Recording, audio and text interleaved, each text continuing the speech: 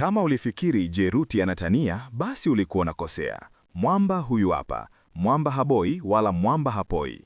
Mapema leo hii Kubunda Media imeshuhudia kiungo fundi wa klabu maarufu ya Simba Sports Club, Innocent Ino Loemba fundi wa boli, amekabidhiwa rasmi gari jipya na mzabuni wa jezi na vifaa ambaye ni kampuni ya Jeruti.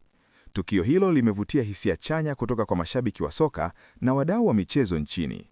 Gari hilo aina ya Crown ya kisasa yenye vifaa vya kisasa limekabidhiwa kwa Loemba kama ishara ya kuthaminiwa kwa mchango wake ndani ya uwanja wa soka, kukidhi sehemu ya makubaliano ya kimkataba, pia kama zawadi kutokana na moto anaomwaga sana dimbani fundi huyu.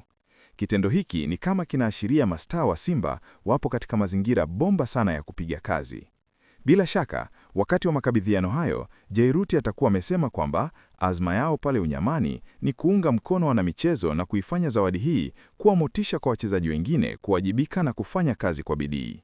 Kwa upande wake, Ino Loemba, bila shaka furaha yake ya kukabidhiwa gari hilo ni msukumo zaidi kwake kuendelea kutoa huduma bora uwanjani. Ukizingatia mechi zake chache alizocheza mpaka sasa, ameonyesha kiwango cha juu mno. Mashabiki wa Simba wametoa pongezi kwa hatua hiyo. Kubunda tunajaribu kuvuta picha jinsi ambavyo Simba ya asali na maziwa itakavyokuwa. Ni balaa. Jeruti pia anatarajia kuwapa magari mastaa wengine, Libas Geuye na golikipa Kasali. Tafadhali subscribe hapa kwa tipsi zote za michezo na burudani.